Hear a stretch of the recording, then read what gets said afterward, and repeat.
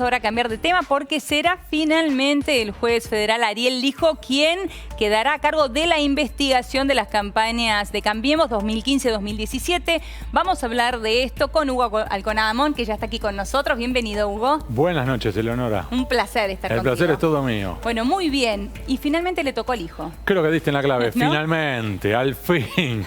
Seguimos dando vuelta. Vamos a dar primero el contexto. Estamos hablando de una investigación sobre cómo se financió, en particular, Cambiemos durante las últimas campañas electorales, pero no solamente Cambiemos, primero. Y segundo, que estamos hablando de finalmente, porque en definitiva esta investigación doble pasó por las manos de al menos 5 jueces federales, tanto en Buenos Aires como en La Plata.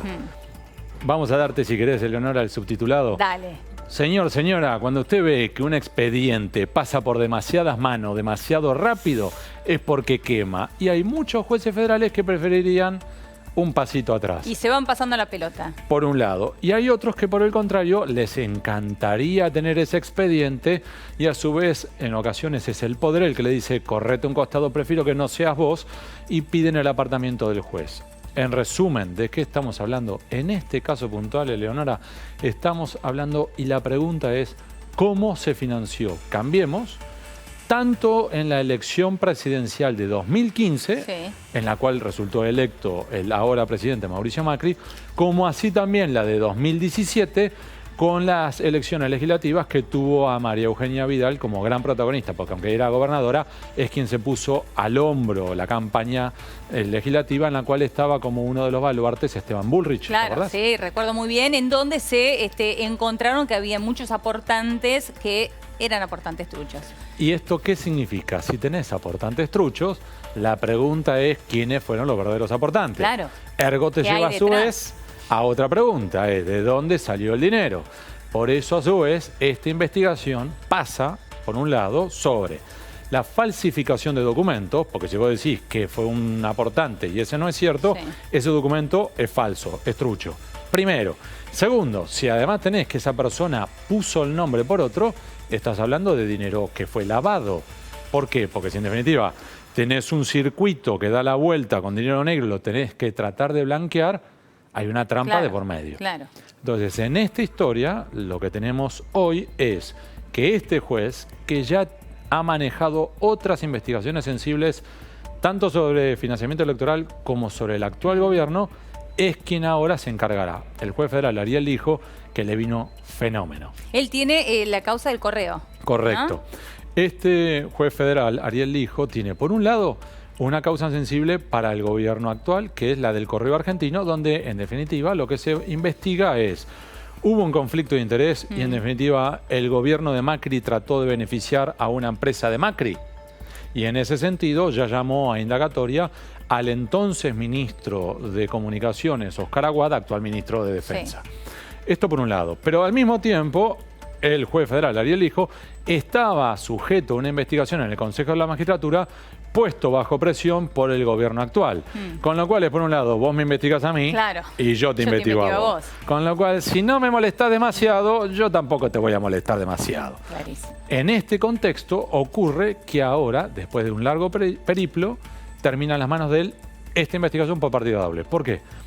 Porque vamos a, en 10 segundos, Eleonora, Sí. vamos a dar el contexto de esto. Esta investigación comienza con una investigación de Juana Morín, que revela justamente esto que vos mencionabas, aportantes truchos que son beneficiarios sociales que aparecían en los registros de donantes de Cambiemos.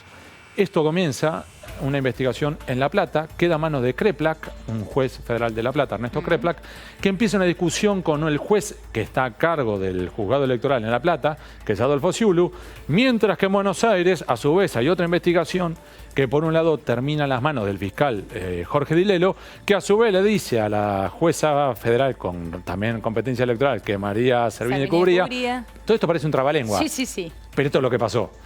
Que a su vez dice, esto es correcto, que hay que investigarlo, pero en realidad esto excede lo electoral porque acá puede haber lavado, mándese a sorteo. Le toca sorteo, le toca a Casanelo, Casanelo a su vez le dicen, usted no es competente, se lo tiene que mandar a la ciudad de La Plata y ahora a su vez dice, bueno, pero extraiga un pedazo, se lo mandó Luis Rodríguez en resumen lo manda otra vez a sorteo y le termina quedando a Ariel Lijo, Por eso decimos finalmente. Finalmente, porque Claro. mientras tanto pasan los días, pasan las semanas, pasan los meses y la investigación queda todavía muy verde.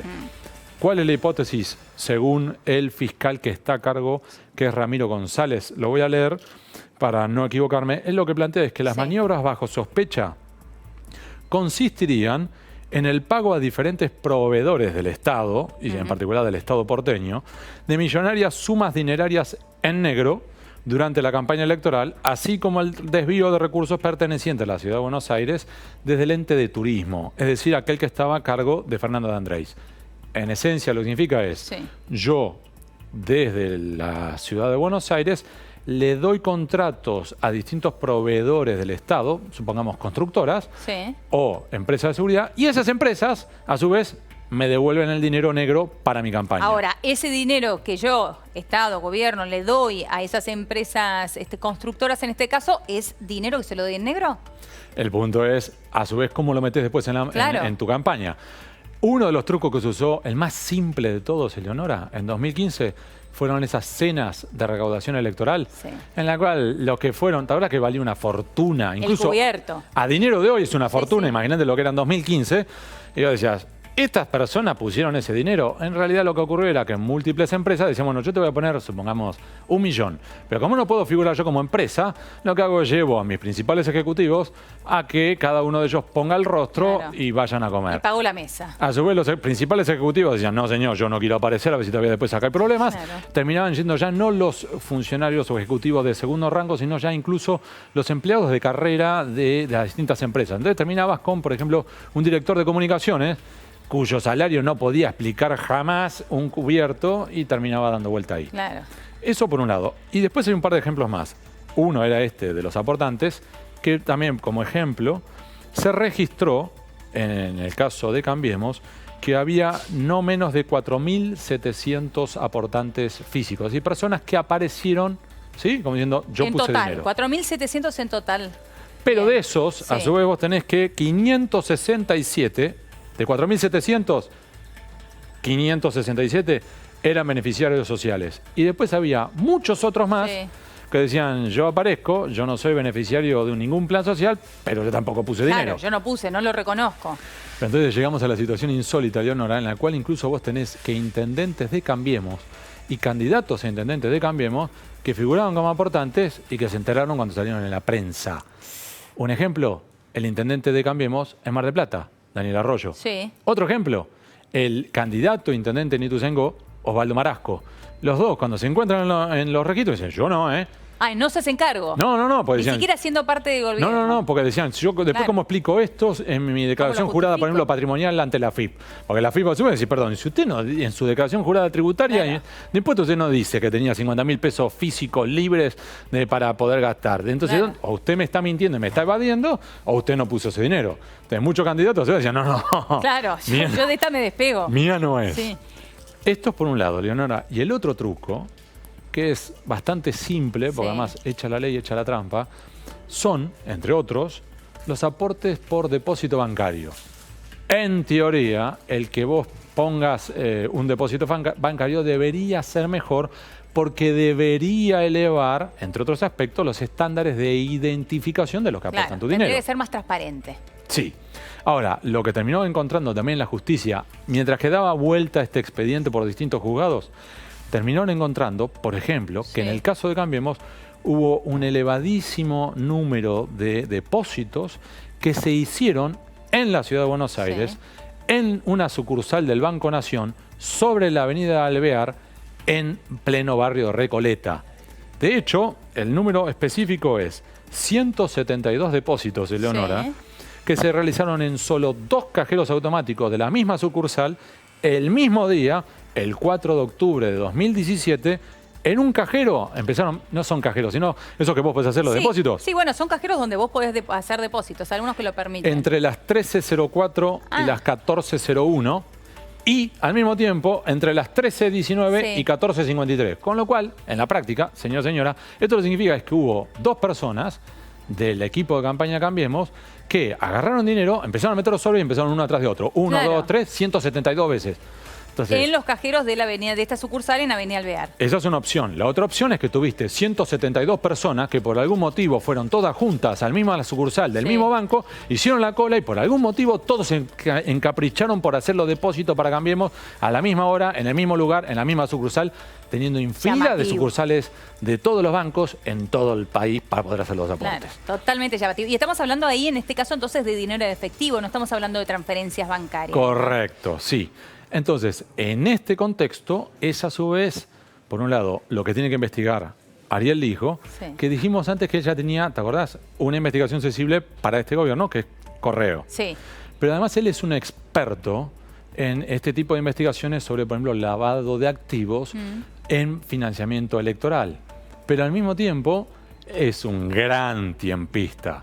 ¿Por qué digo esto? Porque él, por un lado, no quiere terminar metido en el barro de la campaña electoral y decir, mira, estás haciendo una operación en mi contra.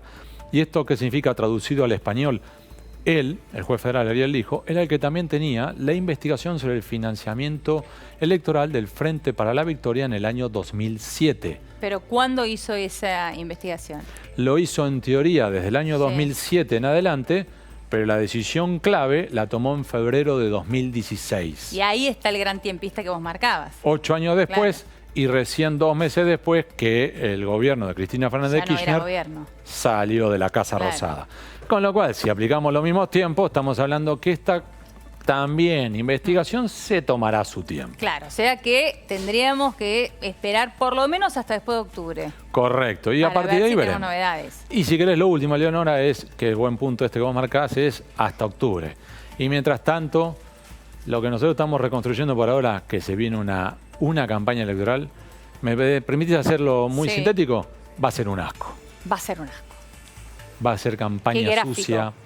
Ahora, el gran tema, Hugo, con esto que vos decís, que va a ser un asco, esta campaña, es, seguimos sin una ley de financiamiento electoral que le dé transparencia y marco a esta campaña que, si bien formalmente no empezó, ya empezó.